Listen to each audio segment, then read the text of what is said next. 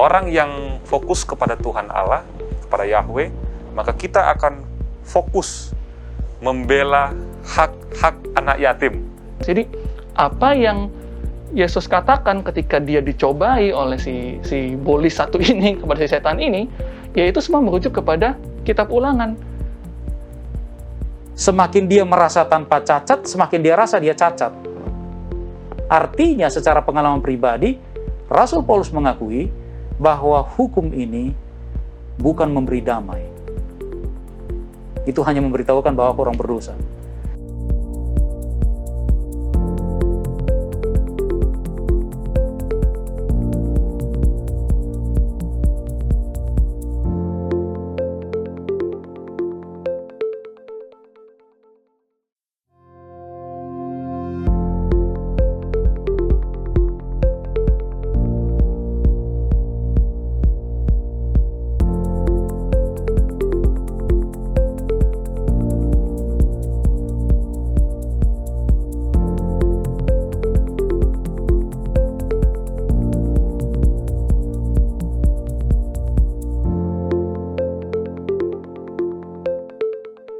Shalom pemirsa Hope Channel Indonesia dimanapun Anda berada, kita berjumpa lagi dalam program acara diskusi Sekolah Sahabat Dewasa. Kami yang akan menemani kurang lebih 1 jam ke depan bersama dengan Pendeta Pakpahan dan juga Saudara Norman yang ada di studio. Shalom, selamat Shalom. datang di studio. Pemirsa, kita pakai topi seperti ini dan suasana di studio boleh dilihat. Ada balon-balon dan juga pernak-pernik yang menghiasi meja. Ini semua karena nuansa tahun baru ya, yang akan kita jalani beberapa pekan mendatang. Karena ada yang ulang tahun. Bukan karena... Oh iya, kalau boleh tahu, ada nggak yang ulang tahun ini, Pendeta? Ya, karena ada Seperti yang topi ulang tahun kita ya. Tapi bukan di antara kita 3. Iya sih, yang ulang tahun yang kita sembah, Pendeta ya. Amin. Untuk mengawali diskusi kita, pertanyaannya adalah berhubung akhir tahun nih, tempat liburan favorit dari Saudara Norman, silakan. Oke, tempat liburan favorit. Kalau saya sih ada baru 1 kali memang ke sana, tapi sudah nyantol di hati. Wih, sudah cinta pada pandangan pertama. Iya. Di negara tetangga kita.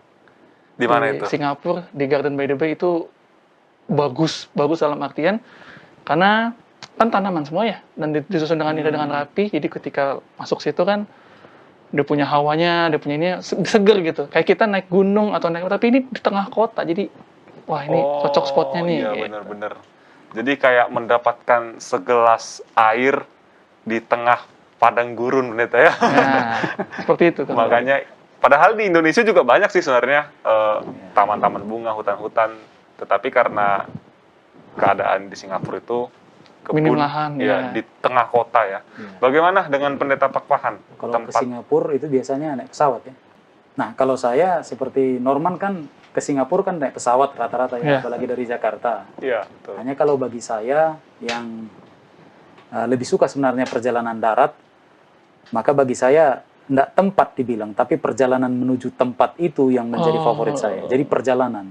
Jadi kayaknya hobi Pendeta traveling ini ya? Iya, travelingnya. Jadi bukan sampainya. Kalau udah sampai, oke, sudah selesai. Nah, itu bagian keluarga lah. Tapi perjalanannya membawa dari tempat kita sekarang ke tempat tujuan itu, nah di situ paling favorit saya. Nah, yang mana yang favoritnya, Pendeta? Di perjalanan itu, kemana saja, yang penting jalannya. Oh, oke. Berarti nggak ada tempat spesifik ya semua ya? Karena saya suka lihat, oh ini setelah ini, oh ini setelah ini, gitu. Oke, ya kalau saya sih mental taxi driver ya. Hampir sama seperti Pendeta Pakpahan dan juga Norman. Tapi Bali itu kayaknya udah tempat favorit banget ya, Pendeta ya. Oh, iya. Jauh ya. Jauh tapi dekat di hati. Amin. Baik. Untuk ayat inti sekaligus doa buka, silakan Saudara Norman. Ayat hafalan kita terdapat dalam Matius 4 ayat 4. Tetapi Yesus menjawab, ada tertulis, manusia hidup bukan dari roti saja, tetapi dari setiap firman yang keluar dari mulut Allah. Kita sama-sama berdoa.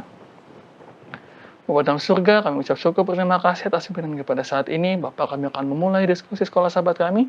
Kiranya Engkau pimpin kami dalam diskusi kami, dan Engkau arahkan kami, Bapak. Kami berdoa secara khusus bagi Pendeta Joseph di sini akan memimpin, begitu juga dengan Pendeta Lore, kiranya Engkau berikan kebijaksanaan dari surga agar dapat memimpin diskusi ini dengan baik, Bapak. Ampuni kami akan kesalahan kami, dalam nama Yesus kami berdoa, amin. Amin. Untuk 1 minggu ini, judulnya adalah Kitab Ulangan dalam Perjanjian Baru. Loh, kok ada Kitab Ulangan dalam Perjanjian Baru? Yang mana tuh yang disebut Kitab Ulangan ya? Pasti kita bertanya-tanya. Dan ternyata seperti yang tadi sudah disebutkan oleh Saudara Norman dalam ayat inti kita, Matius 4 ayat 4, itu adalah kutipan yang Tuhan Yesus ambil dari Perjanjian Lama. Ya, artinya semua ajaran, semua kitab suci ya. Bahkan pernah Yesus ketika dia hendak membuka gulungan kitab ya Pendeta ya, waktu mau berkhotbah menyampaikan firman kepada jemaat, dia membuka kitab Yesaya. Tentu kitab Yesaya ini adalah kitab-kitab yang ada di Perjanjian Lama. Pertanyaannya Pendeta, untuk supaya jemaat memahami, kenapa kitab Perjanjian Baru itu mengutip atau dikatakan selalu mengambil dari Perjanjian Lama, dasar-dasar pengajarannya yang kita baca dari Sekolah Sahabat. Sementara faktanya orang Kristen secara umum ya anti dengan Perjanjian Lama. Ada tanggapannya Pendeta? Karena mau dikutip dari mana lagi? Karena Perjanjian Baru belum ada kan? Perjanjian Baru kapan ditulis pertama kali Pendeta? Kira-kira? Untuk Injil saja, Ya. katakanlah Matius ya. Itu setelah Yesus naik ke surga. Setelah Yesus Jadi naik setelah ke surga. periode Kristen mula-mula toh, itu ditulis di situ. Demikian juga Markus kan, kalau bicara tentang synoptic Ya. relations, Ya. dugaan para sarjana Alkitab, Markus duluan ditulis. Berarti kurang lebih lewat dari 30 AD, Pendeta ya? Lewat. 30 Ya, Masehi masih ya? jauh. Jadi 40 mungkin, Masih jauh, 40 yang sampai ke 40-an atas ya? begitu. Lalu Yohanes menjadi tulisan paling terakhir. Lukas nomor 3 setelah Matius. Padahal periode itu sudah masuk Perjanjian Baru. Ya, dan ini juga ditulisnya, ini artinya Injil ya, kita bicara Injil dulu ya. Ditulisnya Injil adalah karena tahu pada kenyataannya ini rasul-rasul tidak akan hidup selamanya. Oke. Jadi dari mana lagi kita mau dengar? Karena itu kan menjadi oral tradition ya. Diceritakan ulang. Setiap kali ketemu diceritakan ulang. Lalu bagaimana caranya agar kiranya oral tradition ini menjadi written form? Nah, disitulah ditulis. Supaya tidak kira-kira lupa begitu. Pendeta ya. Ya. Oke. Menarik sekali pemirsa. Kita akan kembali setelah yang satu ini.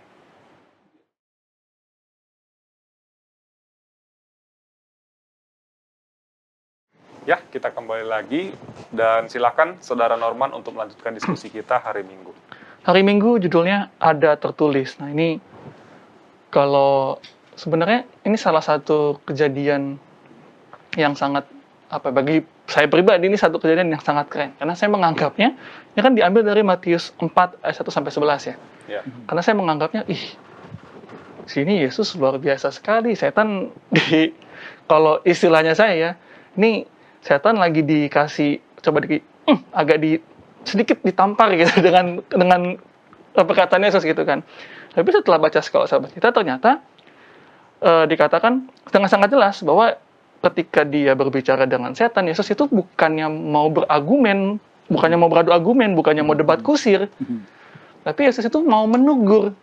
Nih, andai kata kalau kita sering dengar gitu ya, seberapa bandelnya itu anak, tetap orang tuanya sayang sama dia gitu kan. Nah, saya ngelihatnya, Yesus ini seberapa cemburunya si setan ini terhadap Yesus gitu ya. Tapi tetap Yesus masih tegur baik. Nah, teguran baiknya itu semua merujuk kepada buku Ulangan. Contohnya di pencobaan pertama, ketika setan yang goda-godakan, kan you lapar nih, rubahlah itu batu jadi roti gitu. digoda-goda.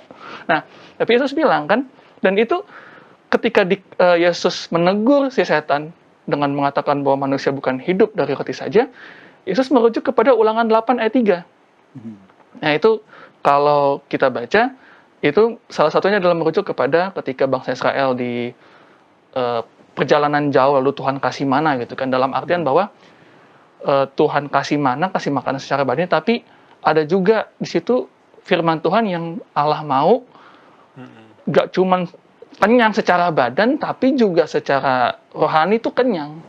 Jadi nggak hanya merubah kebutuhan, nggak hanya memenuhi kebutuhan fisik, tapi juga kebutuhan secara rohani.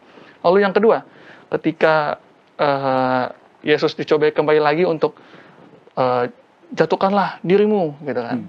Kalau kamu anak Allah, jatuhkanlah, kan ada malaikat-malaikat yang akan menopang. Nah, Yesus kembali lagi, dia tegur itu setan, dia bilang janganlah engkau cobai Tuhan Allahmu, gitu kan. Nah, ini merujuk kepada Ulangan 6 ayat 16. Dan lucunya Ulangan 6 ayat 16 ini, Musa mengungkit kejadian pemberontakan di Masa. Dibilang, janganlah kamu mencobai Tuhan Allahmu seperti kamu mencobai dia di Masa. Jadi, ya, tadi seperti pendeta bilang bahwa karena ini kan oral ya, diceritakan terus. Jadi bangsa itu sampai Yesus pun, zamannya Yesus itu pun mengingat bahwa di masa itu terjadi pemberontakan ya karena kelakuannya sendiri gitu kan. Jangan cobai Tuhan Allahmu. Lalu yang ketiga, ketika ini sih menurut saya emang kurang ajar sebenarnya. Iblis bilang, ya kalau kamu mau sembah saya, ini semua saya kasih ke kamu, ya kan. Kalau menurut egonya Yesus kan, ya saya yang buat, kenapa kamu yang menganggap ini punyamu gitu kan. Tapi Yesus tegur baik-baik. Dia bilang, kau harus takut akan Tuhan Allahmu. Nah, itu merujuk kepada Ulangan 6 ayat yang ke-13. Kalau kita baca Ulangan 6 ayat 13, engkau harus takut akan Tuhan Allahmu, kepada Dia haruslah engkau beribadah, dan demi namanya haruslah engkau bersumpah. Ini kembali lagi, Musa mengingatkan kepada bangsa itu, dan perkataan Musa ini terus turun sampai kepada zaman generasinya Yesus. Jadi apa yang Yesus katakan ketika dia dicobai oleh si bolis satu ini, kepada si setan ini, yaitu semua merujuk kepada kitab Ulangan, kepada apa yang Musa katakan, yang tentu saja merupakan perintah dari Tuhan. Ya, jadi memang merujuk pada hari Minggu ini, pelajaran hari Minggu,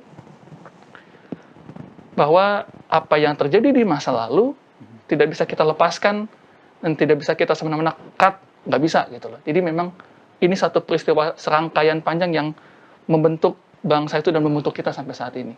Oke, menarik sekali. Semua ayat yang dipakai Yesus itu dari kitab Ulangan, pendeta ya. Ya. Berarti kemungkinan besar memang kitab Ulangan ini fakta bahwa ada kitab Ulangan. Dan penting. Karena kan banyak orang meragukan, pendeta, ini Alkitab ini benar gak sih ditulis? Soalnya kan tulisan-tulisan kuno kan. Ternyata ribuan tahun yang lalu, terus waktu Yesus ada di bumi, dia memakai kitab Ulangan. Pertanyaannya bukan itu, pendeta. Kebetulan subjudulnya ada tertulis. Kita pakai topi seperti mau merayakan ulang tahun, ya kan? Pernak-pernik, perhiasan, menandakan sukacita. Emang ada tertulis, pendeta? Yesus lahir di bulan sekarang. Oh, tidak ada tertulis. Tidak tertulis. Lalu kenapa kita dan juga semua orang-orang percaya merayakan hari ulang tahun atau kelahiran Tuhan kita di bulan ini, pendeta? Itu tradisi gereja sebenarnya. Oke. Sama seperti di gereja Advent ada bikin acara hari Kartini di hari Sabat, ya kan gitu ya. Itu karena begini, ada satu perbedaan yang luar biasa pada ketika itu.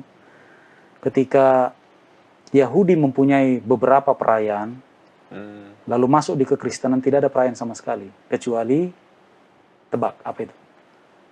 Selain Sabat tentunya ya, Paskah, yaitu ya Paskah atau bukan Paskah lagi namanya, tapi menjadi Perjamuan apa Kudus. namanya ini, communion service ya, atau perjamuan kudus, kan begitu. Betul. Hanya itu, lainnya tidak ada. Nah, kemudian ada masalah pada ketika itu, di mana orang-orang Kristen, khususnya orang-orang muda, seperti lebih tertarik dengan perayaan-perayaan yang di luar, karena mereka tidak punya perayaan di dalam, bukan? Sampai ada tradisi, karena ini banyak ceritanya mengenai mengapa pada akhirnya orang Kristen merayakan Natal. Salah satunya adalah ketika ketika ada upaya dari seorang seorang pastor lah ya bisa dikatakan, Ya. melihat bagaimana caranya agar mereka ini tidak ke sana. Ya udah kita bikin acara di sini. Jadi daripada mereka misalnya katakan ya, contohnya ini nonton bola di sana, lalu berkelahi nanti setelah main bola, ya udah kita bikin main bola di sini, kira-kira begitu. Tapi ala kekristenan seperti begitu. Oh, Nah, tapi ya kita Oke. tidak samakan perayaan ini dengan main ya bola. itu hanya contoh ya, hanya analogi contoh. saja Jadi ya.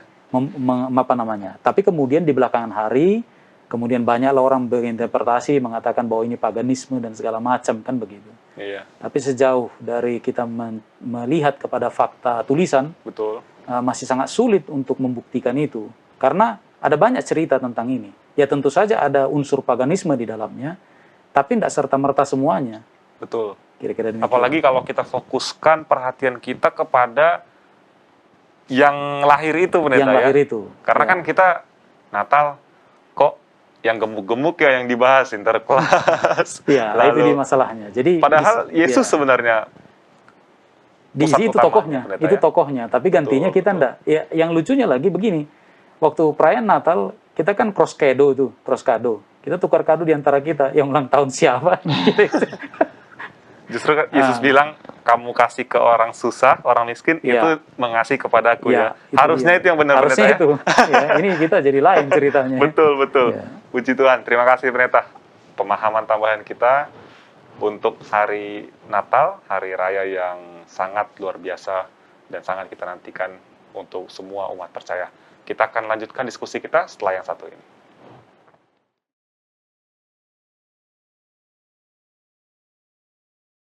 Ya, kita lanjutkan diskusi kita. Kita masuk kepada hari Senin mengangkat muka. Dalam Ulangan 10, Musa kembali menceritakan sejarah Israel dan kembali menggunakan cerita-cerita tersebut untuk menasihati umatnya supaya setia. Di antara nasihat itu, dia mengatakan sesuatu yang lain juga. Mari kita lihat Ulangan 10 ayat 17 sampai 19. Ulangan 10 ayat 17 sampai 19 dikatakan, sebab Tuhan Allahmu lah, Allah segala Allah dan Tuhan segala Tuhan, Allah yang besar, kuat dan dahsyat, yang tidak memandang bulu ataupun menerima suap, yang membela hak anak yatim dan janda dan menunjukkan kasih-Nya kepada orang asing dengan memberikan kepadanya makanan dan pakaian. Sebab itu haruslah kamu menunjukkan kasih-Mu kepada orang asing, sebab kamu pun dahulu adalah orang asing di tanah Mesir. Engkau harus takut akan Tuhan Allahmu, kepadanya lah haruslah engkau beribadah dan berpaut, dan demi namanya haruslah engkau bersumpah. Poin penting yang terdapat di sini adalah berbagi, bersedekah atau berkorban. Ya, dengan demikian itu adalah bukti bahwa kita melakukan kehendak Tuhan Allah kita dan fokus kita yaitu kepada Tuhan Allah kita. Ya, jadi memang diawali jangan punya Allah lain, ya. Lalu bagaimana buktinya bahwa kita tidak memiliki Allah lain? Kita tidak memiliki fokus kepada ilah atau teladan lain, ya. Yaitu dengan cara kehidupan kita sehari-hari. Orang yang fokus kepada Tuhan Allah, kepada Yahweh, maka kita akan fokus membela hak-hak anak yatim. Betul, Pastor ya? Ini ayatnya rentetannya seperti itu.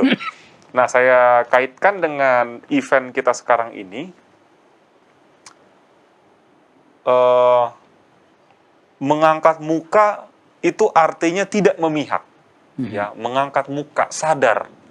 Jadi kita tidak menutup, tidak memakai topeng, tidak menyelubungi hati nurani kita. Event-event seperti sekarang ini, Natal, sering kita justru jadi memiliki ilah lain, pendeta. Betul ya? Kita malah, ada acara Natal di gereja gue. Iya, siapa ininya bintang tamunya? Artis ini, artis itu, dia bagus banget suaranya. Rame tempatnya. Sedangkan ada gereja yang kecil, yang mungkin secara keuangan tidak sanggup untuk menyewa artis-artis besar begitu ya, jadi lebih sepi ya. Tentu kita tidak mau seperti itu. Kita mau justru di event Natal seperti ini kita berbagi. Kita justru memperhatikan anak yatim, janda-janda yang betul-betul membutuhkan makanan, pakaian, atau sembako ya, bahan-bahan pokok. Karena dengan melakukan itulah, maka Natal betul-betul sempurna. Betul, Pendeta? Saya takut salah ini pernyataan saya. Dengan melakukan pengorbanan itulah, Natal betul-betul nyata. Ya, Natal itu kan artinya kelahiran Yesus. Kenapa Yesus lahir dan hadir di bumi ini? Untuk membebaskan kita dari penjajahan dosa. Dan bagaimana kita membantu pekerjaan Tuhan, yaitu dengan melakukan yang tadi disebutkan dalam Ulangan 10 ayat 17-20, membagikan sedekah, ya, memperhatikan janda, anak-anak yatim, dan tentu jemaat-jemaat kita yang membutuhkan. Ada tambahan, Pendeta, untuk pelajaran hari Senin? Mengangkat muka, ini kan menjadi peribahasa ya, atau idiomatic expression. Ya. Itu literalnya begini. Kan biasanya orang tertunduk tuh, ya ketika menghadap kepada, katakanlah kepada hakim, dalam hal ini kan Allah yang ditampilkan sebagai hakim atau sebagai pemberi berkat. Ya. Lalu diangkat dulu mukanya orang itu, dilihat dulu. Oh, cocok enggak ini? Ah, nggak cocok. Jadi dari wajah. Cocok nggak penampilannya begitu ya? Orangnya bagaimana? Tadi katanya itu miskin. Ternyata. Jadi kira-kira gitu pemeriksaan. Yang artinya dia kebaikan yang kita lakukan itu berdasarkan ya apa yang menjadi preferensi kita secara subjektif kepada orang itu. Itu yang artinya ada bahasa lain bahasa Indonesia, tidak pandang bulu. Ya. Jadi kalau orang Ibrani kita bulu, benar. Gitu. Ya, menarik juga ini, Pendeta. Begitulah. Jadi ada bahasa-bahasa yang mungkin berbeda, tapi meaningnya itu sama, ya, mengarah kepada yang betul. sama. Ya. Ya. Dan inilah karakteristik Allah salah satunya kan, tidak ada favoritism. Sementara orang Israel sepertinya membuat konsep bahwa Allah itu lebih perhatian mereka. Karena memang faktanya dikasih hukum Tauratnya kan melalui mereka kan, Pendeta? Iya, karena yang lain belum siap kan. Iya, betul. Nah, dengan demikian mereka ini menjadi menjadi pewarta dari Taurat itu sebenarnya bagi orang lain. Jadi bukan jadi malah menyimpannya sendiri ya, selfish kan begitu. Betul. Lalu bagaimana dengan kita untuk tidak mengangkat muka atau tidak memihak, Pendeta? Apa sih caranya? Bagaimana? Apa yang harus kita tanamkan di pikiran? Karena kan contoh nih, kita bukan aja lah, Pendeta. Kalau misalnya ada satu jemaat, ya kan? Contoh saya orang Medan, orang Sumatera. Saya merantau ke Sulawesi waktu itu, tahun 2004. Begitu ketemu dengan orang Sumatera, Pendeta, walaupun dia bukan dari Medan, tapi dari Aceh. Tapi kayak rasa persaudaraan itu kayak jadi, wah, ada temen nih. Gitu. Jadi kayak nggak merasa sendiri. Tentu dari Manado kan juga begitu, datang ke Jakarta, ketemu teman, akhirnya baku dapa, saling kayak terikat. Nah, memang itu positif, tapi kekurangannya bukankah itu menjadi seolah-olah kalau ke suku lain jadi kayak ada gap, ada yang prioritas dulu lah, yang satu suku. Nah, gimana? Apa caranya supaya kita bisa tidak mengangkat muka, tidak memihak dalam hal ini. Ditahan dulu, Pendeta, karena waktu kita sudah menandakan untuk break sejenak. Kita akan kembali setelah yang satu ini.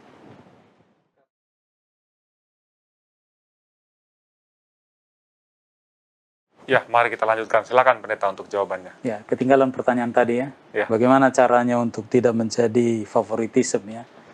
Caranya jangan favoritisme saja. Apalagi ya simple seperti gitu ya. Tapi memang sulit ya. Sulit kita harus, karena ada common sense namanya ya. Orang lain juga begitu, kita juga begitu, ya semua begitu, lalu kemudian mempertahankan masing-masing.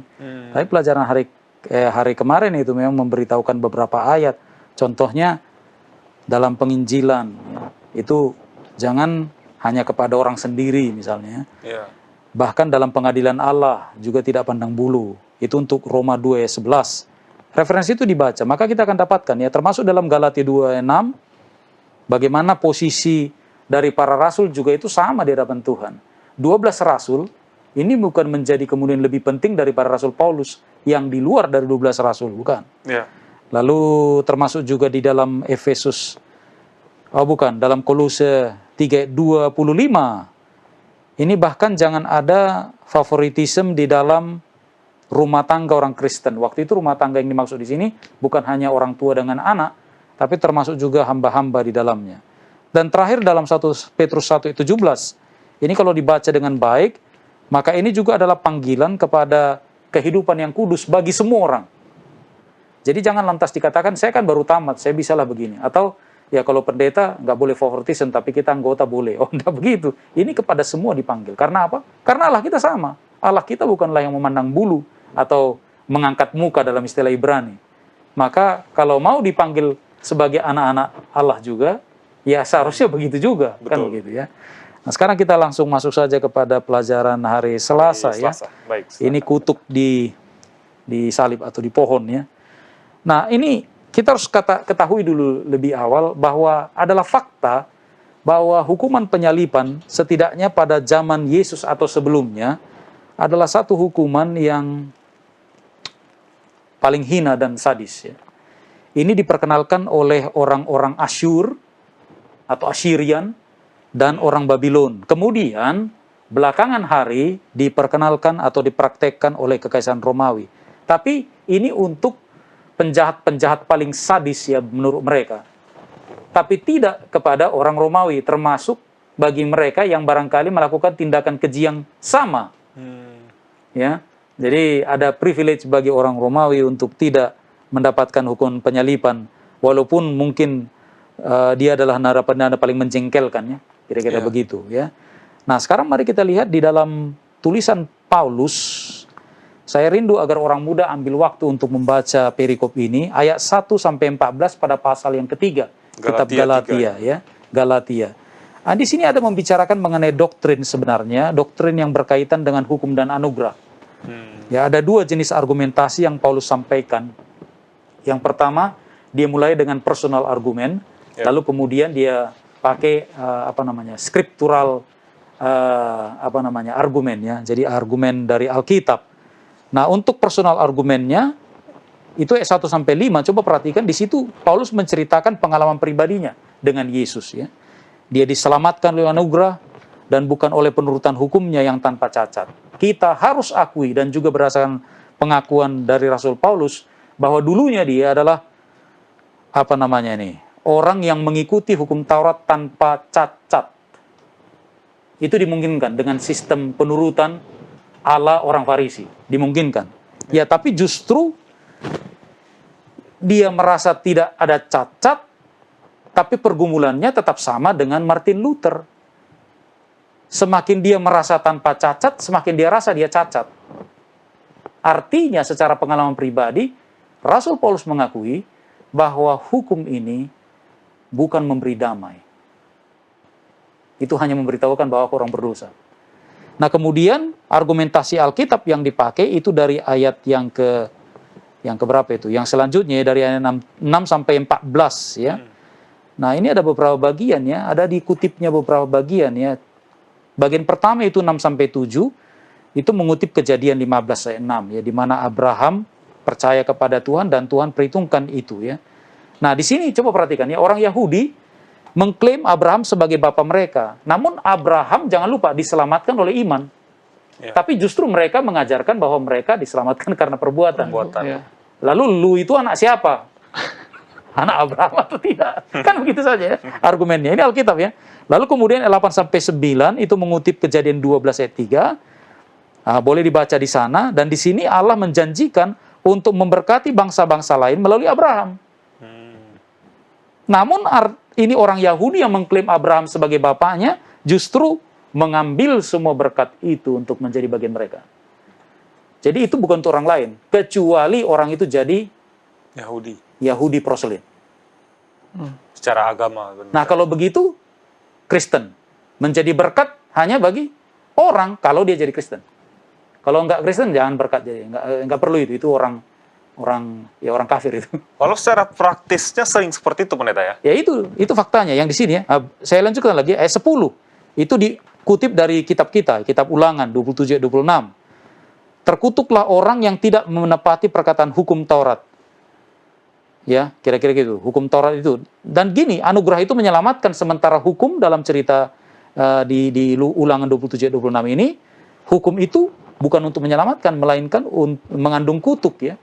Mengandung kutuk ya. Bagian yang lain ayat 11, ini Habakuk 2 ayat 4 ya. Kita udah tahu itu orang percaya hidup orang benar hidup oleh karena percayanya. Kemudian 12 itu imamat, kita skip saja. Ya. Lalu bagian yang Ulangan ini saya suka ya 13-14 bagian terakhir ya. Itu mengutip Ulangan 21-23. Inilah yang dibicarakan ini ya. Terkutuklah orang yang mati disalib, itu bagiannya ya. Ya. Jadi Yesus menjadi kegenapan dari itu. Dia mati, tapi bukan karena kejahatannya, tapi karena kejahatan umat, agar oleh kematiannya orang ini selamat. Kalau percaya ya. Nah, jadi ini luar biasa ya. Jadi secara komplit Galatia ini refer ke perjanjian lama, dan khususnya ada beberapa bagian itu yang merujuk langsung kepada kitab Ulangan. Sekarang semakin terlihat betapa pentingnya kitab Ulangan itu. Bahkan di zaman Yesus Kristus. Kan yang menulis itu Rasul Paulus, ternyata ya? Iya, Rasul Paulus. Rasulnya orang Kristen, perjanjian baru. Kristen. Betul. Pemirsa, tidak ada kita memiliki alasan, bahkan catatan-catatan Alkitab sendiri menyatakan perjanjian lama, khususnya kitab Ulangan, itu adalah doktrin utama. Ya, terdapat banyak sekali doktrin yang terkandung di dalamnya, sehingga tidak ada alasan untuk tidak memakai perjanjian lama atau meragukan perjanjian lama, karena Alkitab adalah kesatuan perjanjian lama dan perjanjian baru. Kita akan lanjutkan setelah yang satu ini.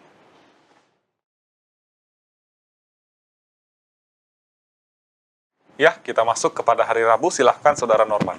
Hari Rabu, judulnya Seorang Nabi Seperti Engkau Ini. Nah, seperti biasa dibuka dengan bagaimana Tuhan mengamalkan bangsa Israel supaya jangan mengikuti praktik-praktik bangsa sekitarnya ketika dia masuk ke tanah Kanaan gitu kan. Karena kan bangsa sekitar kita tahu bangsa sekitarnya juga 11-12 lah bebalnya dengan bangsa Israel gitu ya. Sudah tahu pekabarannya, sudah tahu bangsa Israel itu seperti apa, tapi tetap menyangkal gitu. Nah, Tuhan itu melalui Musa berulang kali menekankan, jangan kau persembahkan anakmu, jangan jadi petenung, jangan jadi peramal-peramal, DSB.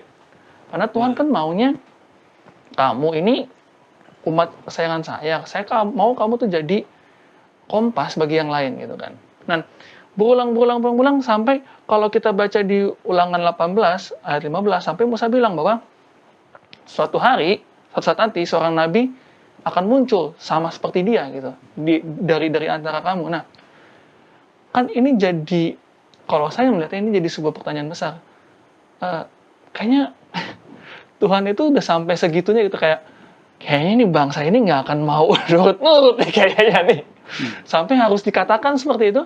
Dan ketika Musa mengatakannya beratus-ratus tahun kemudian, Petrus dan Stefanus menyampaikan bahwa iya, nabi yang dimaksud Musa itu yang tanda kutip sama seperti Musa yang dibangkitkan oleh Tuhan untuk hadir di tengah-tengah bangsa itu adalah Yesus Kristus.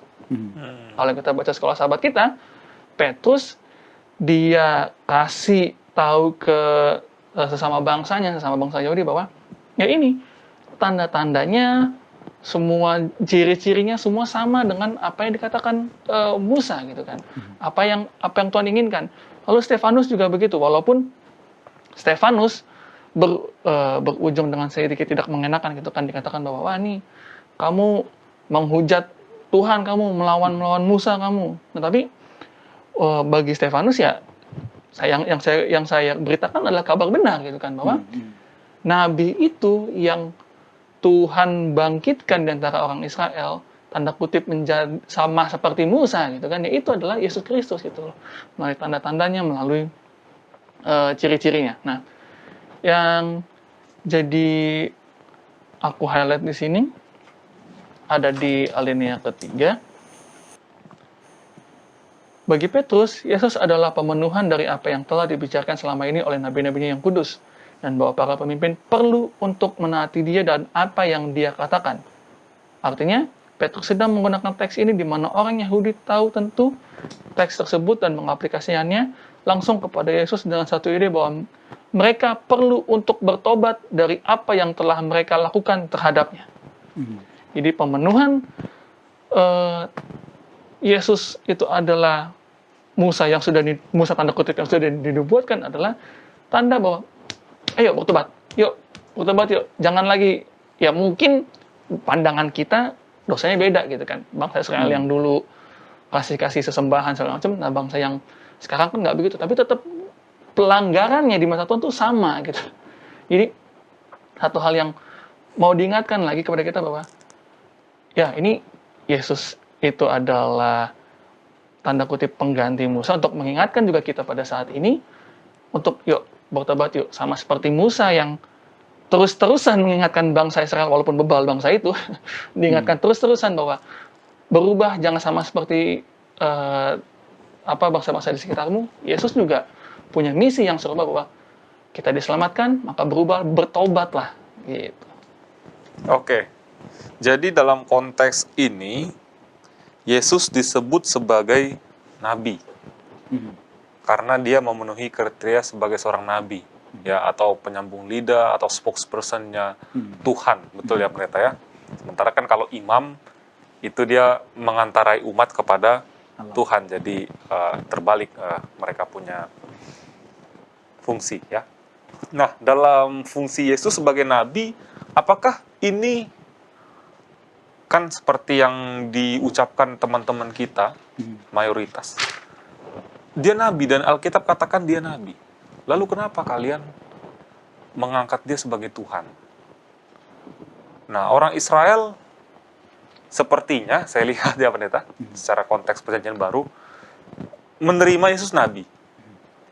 Walau memang kadang ahli Taurat sama orang-orang Farisi, ini menggoncang perkumpulan begitu kan, hanya karena itu. Tetapi dari semua perkataan Yesus, dia nabi.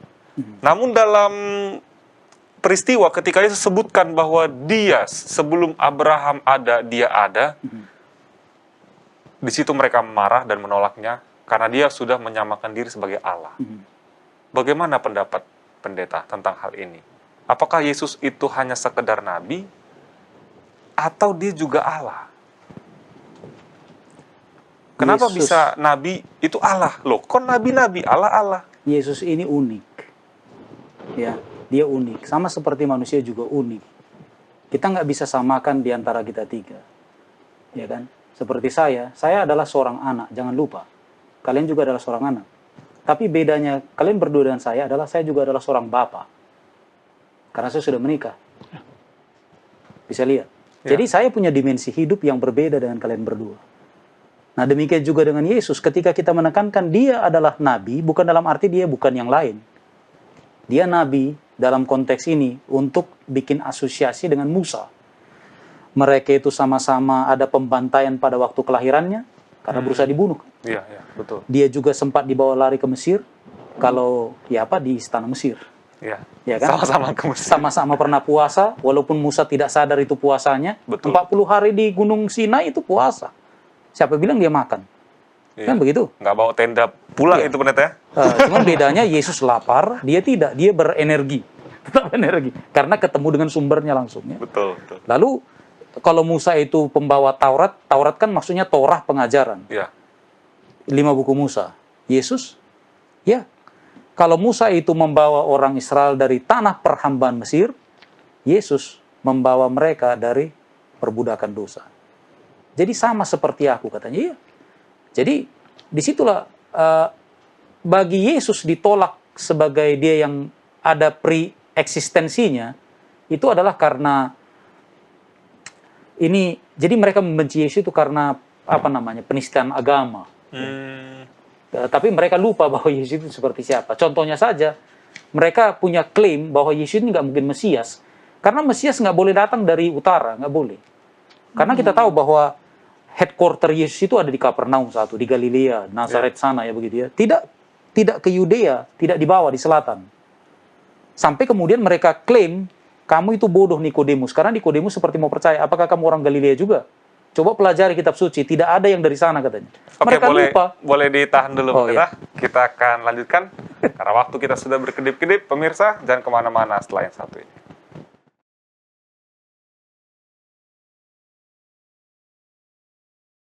Ya, silakan pendeta dilanjutkan yang tadi. Bagaimana tadi? Tadi mereka tidak percaya bahwa Yesus dari utara kan, karena Iya. kan dia dari domisilinya.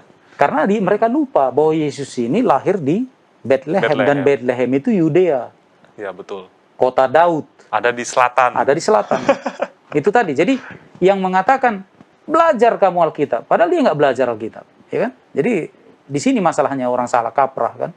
Jadi ada banyak orang karena tidak tahu, tapi sok tahu, akhirnya mengatakan bahwa Yesus itu bukan. Dia hanya sekedar nabi. Dia lupa bahwa dimensi Tuhan Yesus itu banyak ya. Nah, sama seperti pengurapan di perjanjian lama itu kan ada pada 3. Ya. Raja, imam, nabi.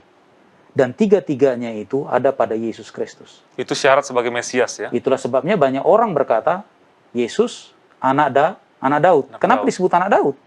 Itu masalah kerajaan, itu masalah dominion. Betul, betul. Kira-kira demikian. Nah, konsep yang paling luar biasa lagi adalah sering orang salah kaprah mengenai raja atau apa namanya, kingdom ya. Bagi orang kita kan yang penting ada tanahnya kan. Iya. Tapi bagi orang Ibrani tidak seperti itu. Itu dominion. Jadi kekuasaannya. Karena ada juga raja punya tahta tapi nggak berkuasa. Betul. Perdana menterinya yang main kan begitu. Ya, Nah, betul. seperti itu. Oke, sampai di sini selesai.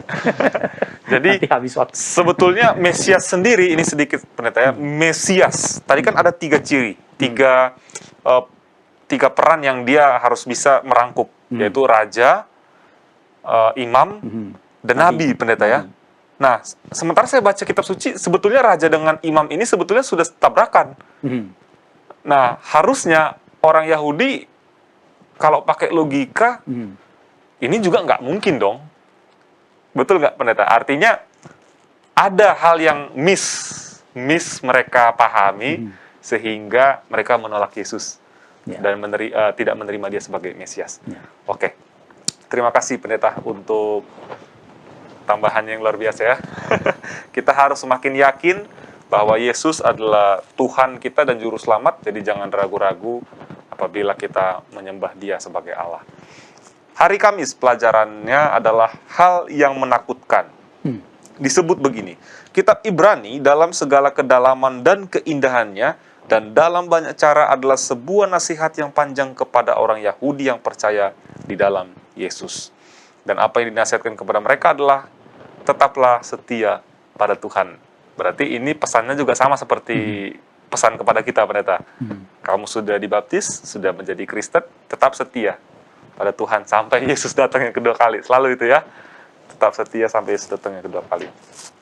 Nah, kata setia ini nih saya agak susah juga untuk mendeskripsikan setia ya, karena dulu pernah juga putus ya dengan dengan teman. Dan itu bicara kesetiaan ya. Ya, kesetiaannya seperti apa ini ya? Mari kita lihat dulu apa yang disampaikan di pelajaran sekolah sahabat kita. Kesetiaan ini, paragraf kedua, tentu saja haruslah berasal dari kasih kita kepada Allah. Nah, jadi ini bukan kepada pacar ya, atau teman, atau suami istri. Tentang siapa dia, dan tentang karakter dan kebaikannya yang secara luar biasa dinyatakan di salib Kristus. Saya mengingat kembali, kesetiaan yang dimaksud adalah iman Yesus, pendeta.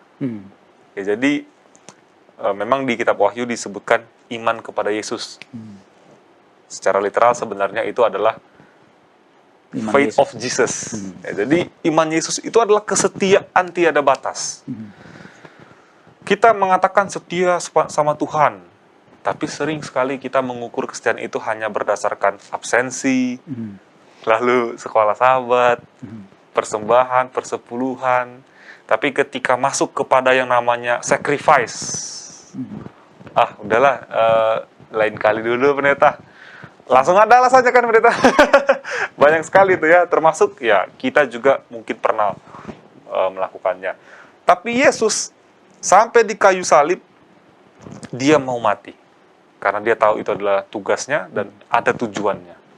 Nah, bagaimana supaya kita bisa setia seperti Yesus, bahkan dalam hal yang menakutkan? Nah, di sini hal yang menakutkan adalah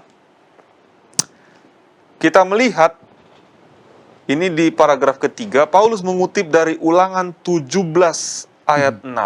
Mari kita lihat Ulangan 17 ayat 6. Sebentar ya, Ulangan 17 ayat 6 disampaikan, atas keterangan 2 atau 3 orang saksi haruslah mati dibunuh orang yang dihukum mati.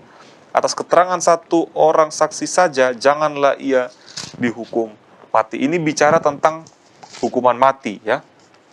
Hukuman mati. Dalam hubungannya dengan sebuah fakta bahwa seseorang dianggap layak untuk mati akan menghadapi kematian, itu hanya setelah paling tidak ada 2 orang bersaksi melawan orang tersebut.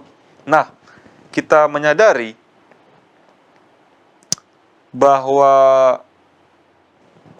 nanti kita akan mengalami yang namanya penyiksaan, pendeta. Ini di akhir zaman ya. Betul-betul udah mau datang Yesus yang kedua kali. Ya mungkin juga sudah terjadi sekarang ini. Di tempat-tempat di daerah-daerah saudara-saudara kita yang ada di pedalaman, banyak mereka yang sudah mengalami kematian. Hal yang menakutkan. Orang setia dalam hal yang lain boleh saja, tapi dalam pelajaran sekolah sahabat kita ini ditekankan setia sampai mati. Saya belum tahu pendeta gimana caranya supaya setia sampai mati, karena saya belum pernah diancam mati. Pendeta, kalau berkhotbah nanti saya diancam lah kita, bahkan dibunuh atau bagaimana. Ini gimana pendeta? Ada enggak kira-kira pengalaman atau mungkin ya dari Alkitab cara supaya bisa setia sampai mati? Ambil contoh Petrus. Petrus 3 kali menyangkal Yesus. Tidak butuh bertahun-tahun. Pada malam itu juga. Atau katakanlah pada subuh itu juga. 3 kali dia menyangkal Yesus. Pengecut? Ya. Tapi ketika Pentakosta apa yang terjadi? Bahkan dia berani menantang itu mahkamah agama, katakan. Nah sekarang pilih kamu. Takut kepada kamu atau takut kepada Allah? Dan di situ Petrus kelihatan berbeda. Jadi kuasa itu artinya bukan kita sebenarnya. Ya. Jadi tidak ada orang yang berani-beranian seperti gitu ya. Karena ada cara yang mungkin justru kelihatan tidak menakutkan, konyol ya. Seperti Petrus, konyol itu kan. Yeah. Lalu pada akhirnya dia terjebak kepada situasi di mana dia harus mengingkari Tuhannya. Jadi bagi saya, ya ini dilatih agar kiranya Tuhan yang berkarya dalam diri kita ya. Ada memang orang yang mempunyai karunia mati syahid, seperti suka dia disiksa. Jadi apa-apa dikit pokoknya dipukuli gitu, suka sekali takut gitu ya. Dia, takut dia. Tapi ingat, itu kuasa, itu karunia, dan karunia siapa? Bukan karunia daging, itu karunia roh. Ya. Jadi jangan sampai orang ada berpikir bahwa oke, kita latihan pukul-pukulan dulu supaya tahan. Enggak begitu. Dari atau kecil mental, diajarin gitu. Bela diri. Iya, enggak begitu. Itu kuasa bukan kuasa pada daging, itu kuasa pada roh. Ada saatnya di mana Tuhan akan pakai kita. Hanya mengizinkahkah kita izinkahkah dia berkarya atau tidak? Bahkan dalam seperdetik keputusan itu harus diambil, pendeta ya. Iya. Jadi bukan lagi kita yang bersuara, tapi roh itu bersuara melalui kita. Kelihatannya sekarang seperti teori ya, tapi ya itu kebenaran Alkitab katakan. Seperti yang Yesus katakan, ada tertulis. Ya, itu karunia. Ya, baik. Terima kasih pendeta. Tentu kita harus menjadi umat-umat Tuhan yang setia bahkan ketika menghadapi hal yang menakutkan. Pemirsa, kita akan lanjutkan satu segmen lagi. Jangan kemana-mana setelah yang satu ini.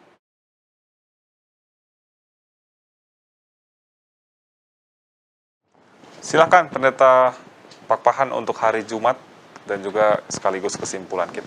Baik, kita buka lembaran baru pada hari Jumat, hari pendalaman ya, di mana kita akan mengikuti further thought dari pelajaran kita satu pekan ini, yang kelihatannya bagaimana caranya mengambil benang merahnya ya.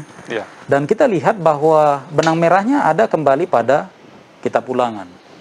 Apa-apa dikit kembali kepada kitab Ulangan ya, di mana kita bisa melihat bahwa Yesus dan karyanya telah dinubuat nyatakan dalam kitab Ulangan. Ya, jauh sebelumnya. Contohnya kita ulangi nih pelajaran hari Minggu ya, di mana Yesus memberikan jawaban it is written. Tapi supaya kita rasa ada relevansinya kepada Yesus dibuat pencobaan untuk menjadikan batu jadi roti, yang kita tahu bahwa roti itu maksudnya firman ya kalau secara spiritual. Kalau kita sekarang yang suka menggali Alkitab artinya suka makan roti, kepada kita setan juga memberikan pencobaan yang sama, tapi beda. Bedanya begini, menjadikan roti menjadi batu, supaya mengkritik orang kan, ya, membuat orang gak nyaman jadinya kan begitu. Ya, dan di sini Yesus ini berlandaskan firman Tuhan, ya, ketika menjawab setiap perkataan dari iblis. Dan coba perhatikan bahwa hanya pencobaan kedua dalam versi Matius ya, yang dimana setan juga mengutip it is written. Betul. Di dua pencobaan pertama dan ketiga, dia tidak lakukan itu. Nah, ini kembali mengulang kepada apa? Kepada kitab Ulangan ya. Jadi, bagaimana mungkin kita bisa mengatakan it is written ketika kita tidak membaca apa yang written? Apa yang tertulis itu? Ya. Ada tertulis katanya. Di mana tertulis? Ya, sama seperti ada banyak orang kan, itu terus dalam kita. Di mana ditulis? Ternyata bukan di Alkitab, tapi di Koping Ho contohnya. Akhirnya supaya aman bilangnya setahu saya. Setahu saya. Nah, di hari Senin ya, kita lihat di sana ada penyelamatan bangsa-bangsa dan bukan hanya satu bangsa. Disinilah kita melihat ada salah satu karakteristik Allah yang paling ditonjolkan, yaitu no favoritism. Ya. Nah, berarti kita pun sebagai anak-anak Allah harus menunjukkan bahwa kita tidak memandang muka ya. Di hari Selasa kita lihat mengenai kematian Yesus, di mana Yesus mengambil kutuk dengan mati di salib untuk kepentingan kita, supaya oleh kematiannya kita yang percaya akan terbebas dari kematian kekal. Sekali lagi, hari ini juga berbicara tentang kitab Ulangan. Kemudian hari selanjutnya kita melihat bagaimana Yesus dan kedatangan yang pertama. Ya, Yesus telah pula dinubuatkan dalam kitab Ulangan. Ya, dan Musa adalah asosiasi dari Yesus ya. Jadi Yesus itu diasosiasikan dengan Musa ya, nabi ya, yang kita bicara tadi. Tapi Yesus bukan hanya nabi ya. Lalu di bagian terakhir kita belajar tentang urusan keselamatan. Dan ketika Tuhan memandang sangat serius keselamatan manusia itu, yang jadi masalah adalah mengapa kita terlalu banyak tidak serius, ignoran ya. Di hari Kamis itu saya suka sekali bagian sebenarnya tidak tertulis di sana, tapi saya membuat refleksi kepadanya di ayat ke-29 kalau dalam kitab Ibrani itu, kita melihat bahwa di mana Allah itu sangat serius dalam memandang keselamatan manusia. Ini bisnis serius baginya. Ya. Lalu kita tidak serius, padahal itu untuk keuntungan kita. Nah, ini yang jadi berbahaya bagi kita ya. Jadi saya mau katakan bahwa seringkali kita ini menjadi orang percaya yang careless dalam menghidupkan dan mengerjakan keselamatan kita. Kita serampangan, ya. Kita tidak pedulian, dan pada akibatnya membuat kita tidak percaya lagi kepada firman Tuhan. Walaupun kita tetap belajar firman Tuhan, tapi kita nggak lagi percaya dengan kuasa firman Tuhan itu. Akibatnya apa? Akibatnya tidak sensitif lagi. Akhirnya apa? Dosa yang disengaja pun akan dilakukan. Dan sudah salah, masih tertawa lagi. Dan bahkan dia menjadi orang paling populer di antara orang Kristen contohnya. Merasa bahwa dia paling suci padahal sudah banyak dosanya. Ya, tidak ada apa lagi namanya, tidak ada sensitif dan rasa malu lagi ya. Jadi ini yang jadi masalah. Kita tidak berbicara kepada siapapun, kita berbicara kepada diri kita ya. Mari serius kita mengerjakan kehidupan selamat ini ya, karena Tuhan begitu serius dalam memandangnya. Barangkali itu saja ya. 5 bagian yang kita dapati dalam satu pekan ini. Dan semuanya berpulang kepada kitab Ulangan. Terima kasih. Baik, ada mungkin tambahan dari Saudara Norman? Kayaknya sudah cukup ya. Sudah semua benar terjelaskan juga. Pemirsa yang kami kasihi dalam Tuhan, sudah waktunya kita untuk mengakhiri acara diskusi Sekolah Sahabat kita. Namun sebelumnya, ada pepatah yang mengatakan, Allah kita adalah Allah yang esa. Seperti kayu dan paku yang menjadi meja, demikianlah aku dan kamu, umat Tuhan yang setia. Terus saksikan program-program Hope Channel Indonesia, dan jangan lupa kalau ada yang berlibur, tetap dijaga prokesnya. Shalom, Tuhan memberkati.